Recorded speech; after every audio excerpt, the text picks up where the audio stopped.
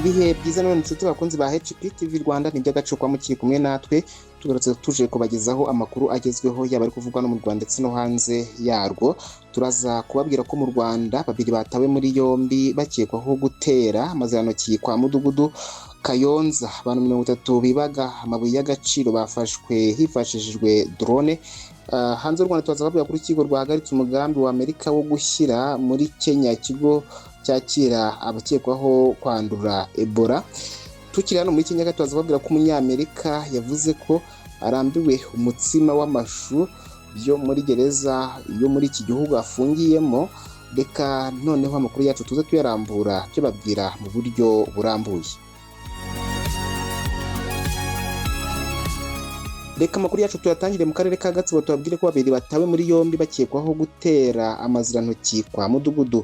Abaturage babiri bo mu karere ka Gatsibo mu murenge wa Murambi barimo umusore na nyina batawe muri yombi n'inzego z'umutekano nyuma yo gukekwaho gutera amazirantoki kwa Mudugudu. Ibi byabaye mu ijoro rishyira ku tariki ya 28 Gicurasi 2026 bera mu mudugudu wa Kinunga mu kagari ka Rwimitereri mu murenge wa Murambi wo mu karere ka Gatsibo. Umuyobozi w'umudugudu wa Kinunga Hagumiriza Aroni yavuze ko atari ubwa mbere umwe mu bamenye aya mazirantoki iwe ayahamena kuko no mu byumweru bitatu bishize yari yabikoze. Yavuze ko igituma amwibasira ari uko uyu muyobozi akunze kumufata hibye akamushyikiriza inzego z'umutekano. Umunyamabanga nshingwabikorwa w'umurenge wa Murambi Ndayisenga Jean Claude yabwiye Igihe ko kugeza ubu abaturage babiri basanzwe bakekwaho ibikorwa by'urugomo aribo batawe muri yombi bakekwaho kujugunya aya mazirantoki kwa Mudugudu. Tifu Ndayisenga yihanangirije bamwe mu baturage bakora amakosa ubuyobozi bw'inzego z'ibanze bwabashyikiriza inzego z'umutekano bakabitwaraho umwikomo ku buryo hari n'abashaka kubasagarira bibutsa ko nabyo ubwabyo ari icyaha baba bakoze. Kugeza ubu aba baturage bafashwe bafungiye kuri RIB station ya Kiramuruzi mu gihe iperereza rigikomeje ko hamenyekane niba koko ari aba baturage bateye amazirantoki kwa Mudugudu. Mu karere ka Kayonza haravugwa inkuru y'abantu 30 bibaga amabuye y'agaciro bafashwe hifashishijwe drone. Polisi y'u Rwanda ikorera mu ntara y'Iburasirazuba yatangaje ko hamaze gufatwa abakora ubucukuzi bw'amabuye y'agaciro bagera kuri 30 batahuwe hifashishijwe ikoranabuhanga by'indege nto zitagira abapilote drone, igasaba bishora muri ibyo byaha kubihagarika. Umuvugizi wa polisi mu ntara y'Iburasirazuba yitwa CCP Hamuduni Twizerimana yavuze ko gukoresha indege nto zitagira abapilote mu gucunga umutekano zatangiye gutanga umusaruro kurwanya ibyaha bikorwa mu bucukuzi bw'amabuye y'agaciro. Yagize ati mu minsi mike dutangije ubu buryo ubu tumaze gufata abacukura bagera kuri 30 barimo 18 bafatiwe mu murenge wa Rwinkwavu ndetse na 12 muri Nyamirama. Umuvugizi wa polisi akomeza asaba abaturage bagikora ubucukuzi butemewe kubihagarika kuko ntaho kwihisha hagihari.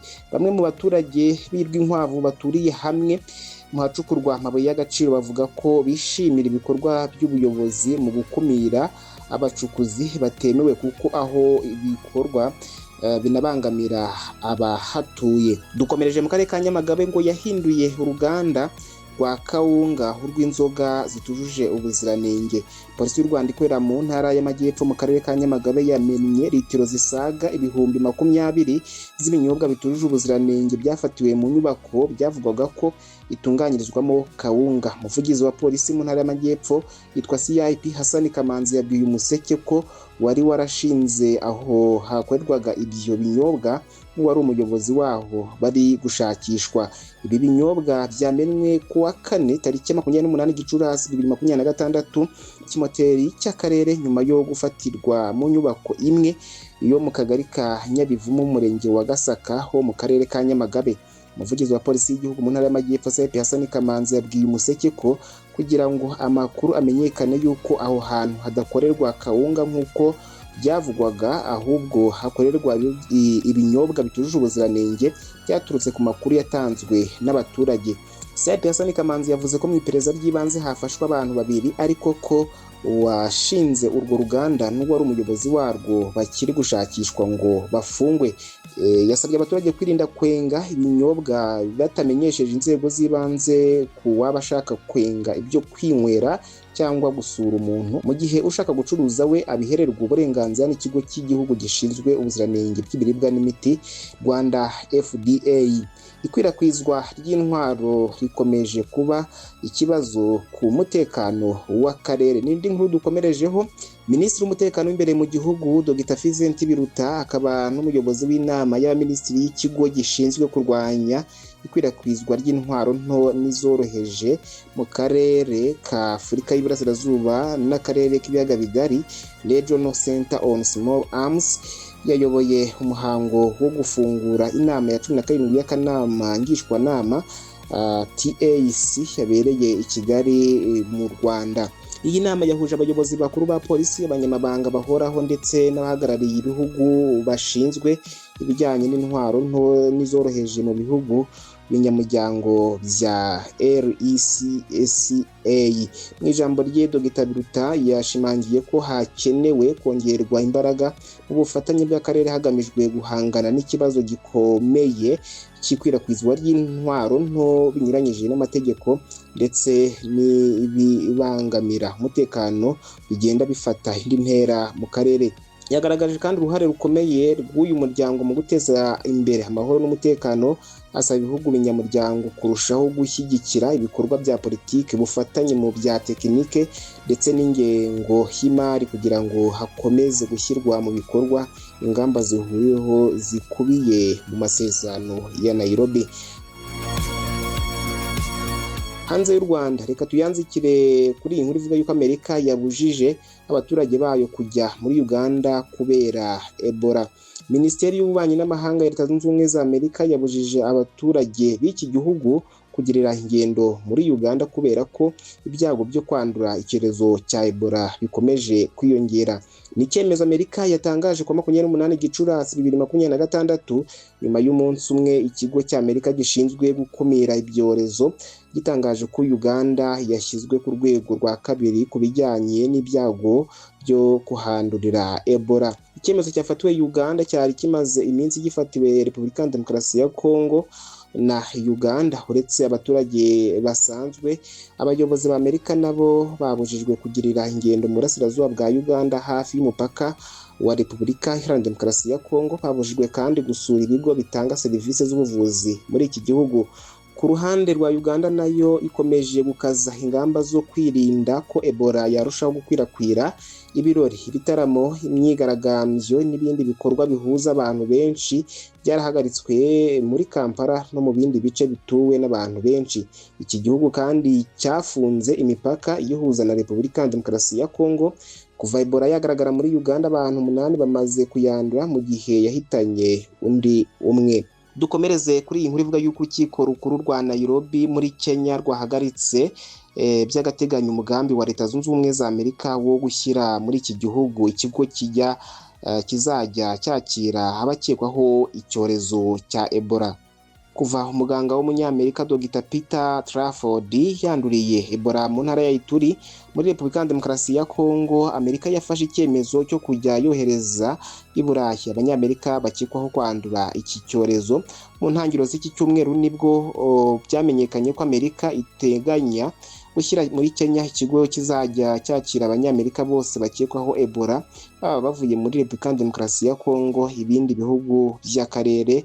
Minisitiri w'Ububanyi n'Amahanga wa Leta Zunze Ubumwe za Amerika Marco Rubio yatangaje ko ubutegetsi bwabo buzakora ibishoboka kugira ngo hatazagira umurwayi wa Ebola cyangwa uyikekwaho ukandagira muri iki gihugu. Kuwa 28 Gicurasi 2026 Leta ya Kenya yemereye Amerika gushyira iki kigo mu birindiro by'ingabo zirwanira mu kirere bya Laikipia mu ntara ya Mount Kenya.